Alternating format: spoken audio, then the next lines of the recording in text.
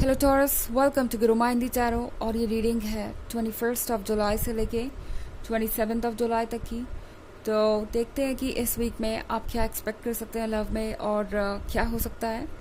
तो चलिए आगे बढ़ते हैं। Messages for taurus.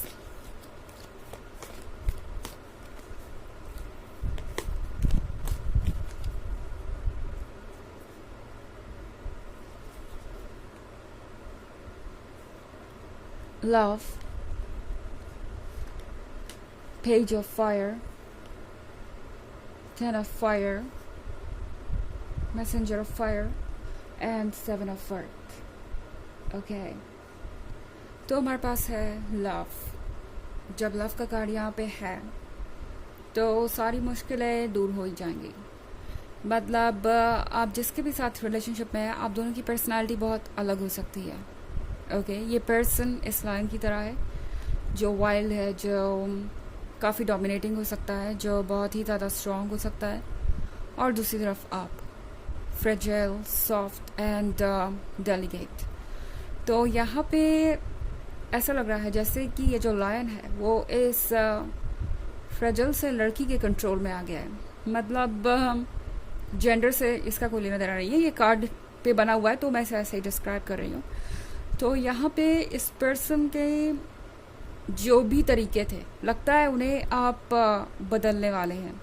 ऐसा नहीं है कि आप किसी चीज़ के लिए फोर्स करेंगे या कुछ और करेंगे अपनी बात को कन्विंस करवाने के लिए, बट ये पर्सन खुद ब खुद आपकी बात सुनेगा। ओके, ये जो लव का कार्ड है इस पर्सन को ट्रांसफॉर्म कर रहा है धीरे धीरे। आपके आने से पहले ये पर्सन काफ़ी ज़्यादा केयरलेस था, केयर फ्री था, बट अब आपके आने के बाद इस पर्सन को ऐसा लगता है जैसे कि उन्हें सोचना पड़ेगा कि आगे क्या करना है। ओके, पेज ऑफ फायर के साथ आप जिससे भी डील कर रहे हैं, ये पर्सन आपसे लॉयल है और आपके बारे में अक्सर सोचता रहता है। बट शायद इस पॉइंट पे ये पर्सन किसी चीज़ को लेके बिजी हो सकता है, क्योंकि 10 ऑफ फायर के साथ आप देख रहे हैं ये पर्सन कॉन्स्टेंटली इन कार्ड्स को जगल कर रहा है। इनफैक्ट ये डेंजरस सिचुएशन भी है, तो ये किसी ऐसी प्रॉब्लम में फंसे हो सकते हैं जिससे बाहर आना इनके लिए बहुत मुश्किल हो रहा है। लगातार कोशिशें कर रहे हैं हैंडल करने की इस सिचुएशन को, मगर चीज़ें मुश्किल होती जा रही हैं।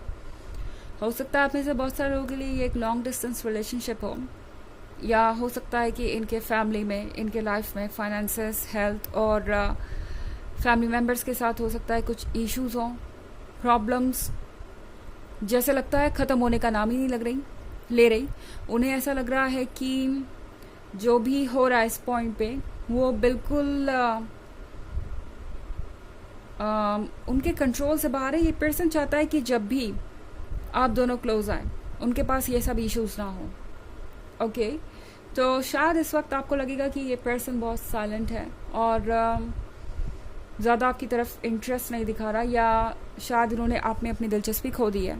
ऐसा नहीं है, ये पर्सन उन चीज़ों से डील कर रहा है जिससे डील करना इनके लिए ज़रूरी है और जो एक हेल्दी रोमांटिक लाइफ के लिए ज़रूरी है, ताकि वो अपना वक्त आपको दे सके। जब वो आपके साथ हो तो किसी और चीज़ के बारे में ना सोचें और कोई इफ़ एंड बट्स ना हो।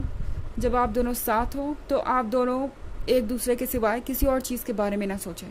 तो ये पर्सन चाहता है कि इससे पहले कि वो कुछ आपसे कहे या कोई आपको प्रॉमिस दे, वो अपने इश्यूज को सॉल्व करें। हालांकि ये जो भी है ये कोई लॉन्ग टर्म इश्यूज मुझे नहीं दिखाई दे रहे जो सालों साल चलने वाले हैं या कई महीनों तक चलने वाले हैं। ये वीक है, इस वीक की एनर्जी है, तो मुझे लगता है ये कुछ शॉर्ट टर्म इश्यूज हैं जो कुछ वीक्स में सॉल्व हो ही जाएंगे।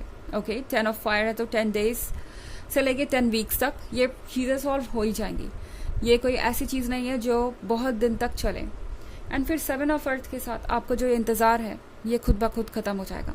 इनफैक्ट ऐसा नहीं है कि अगले नेक्स्ट डे तक अगर इनके इश्यूज ख़त्म नहीं होते या 10 वीक्स तक नहीं ख़त्म होते तो वो आपसे बात तक नहीं करेंगे या कोई रोमांस आप दोनों के बीच नहीं होगा या कोई रोमांटिक बात नहीं होगी। ऐसा नहीं है, ये पर्सन आपको अप्रोच करेगा, लेकिन शायद जैसे आप चाहते हैं वैसा अटेंशन आपको फ़िलहाल ना मिल पाए।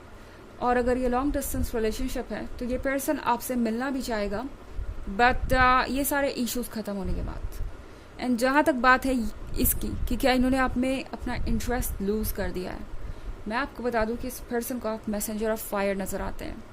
देख रहे हैं आप इस गॉर्जियस क्वीन को, वो कॉन्फिडेंट है और सेडक्टिव है। और आपकी ये जो अदाएँ हैं, मैं कह सकती हूँ, जो आपका स्टाइल है, वो इस पर्सन को आपसे दूर जाने नहीं देता। ये पर्सन विजुअली आपको बहुत पसंद करता है, इमोशनली भी आपने इनको बहुत ट्रांसफॉर्म कर दिया है।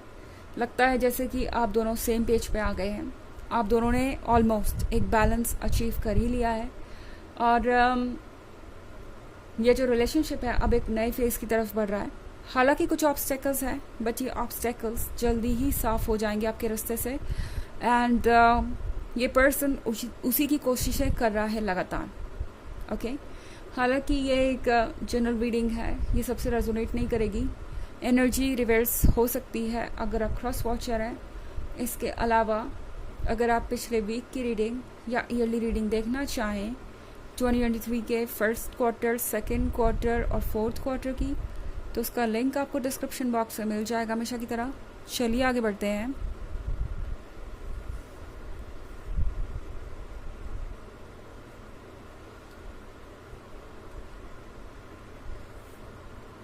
Ace of Air,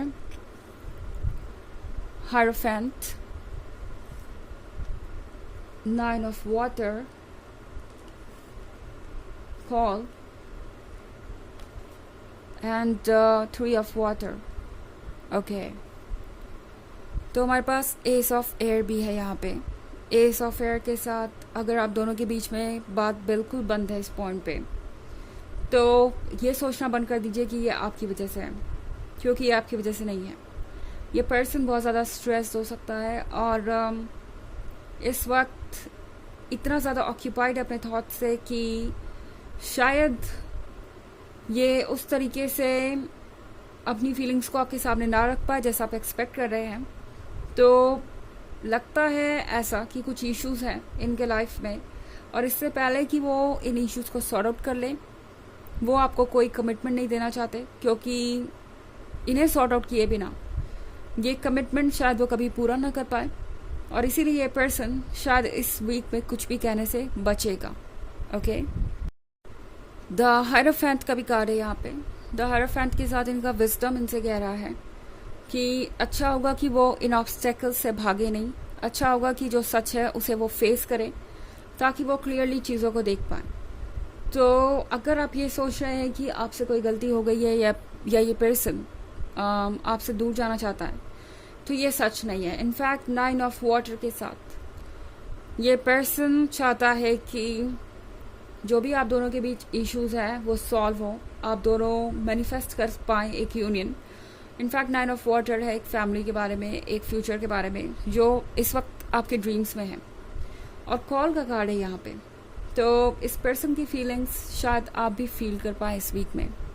ओके, आपको कुछ मूड स्विंग्स आ सकते हैं, हो सकता है आप अचानक से बिना वजह बस अपसेट यूं ही फील करने लगे और आपको समझना है कि आपको हुआ क्या है, बिना वजह आप ऐसा क्यों फील कर रहे हैं, या बिना वजह आपको आजकल ये मूड स्विंग्स क्यों आ रहे हैं। तो उसका एक कारण है ये पर्सन आप तक ये एनर्जी सेंड कर रहा है। मुझे ऐसा भी लग रहा है जैसे ये पर्सन आपके सामने वीक नहीं दिखना चाहता और इसलिए अपनी प्रॉब्लम्स नहीं शेयर कर रहा। उन्हें लगता है अपनी प्रॉब्लम्स शेयर करने से वो आपको परेशान तो करेंगे ही, मतलब आपको एक टेंशन तो देंगे ही, और साथ ही अपने आप को वीक भी दिखाएंगे, ये उनका सोचना है।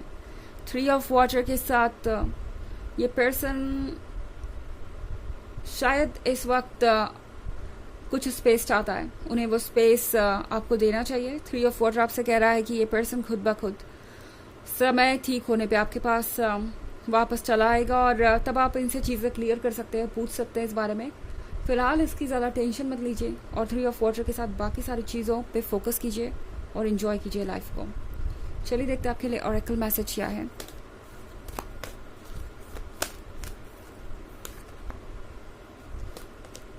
Krishna, devotion.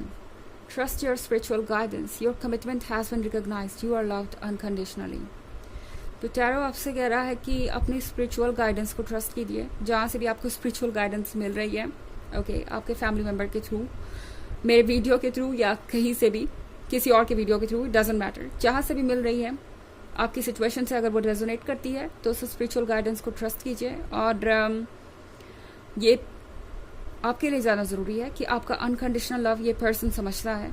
अब आपके पास कुछ भी नहीं है साबित करने को, तो परेशान ना हो, अपने जीवन को जिए, बाकी सारी चीज़ें वक्त के साथ ही सॉल्व होंगी। तो ये थी रीडिंग इस वीक की। आई होप आपको अच्छी लगी होगी। Thanks for watching. Till next video, bye.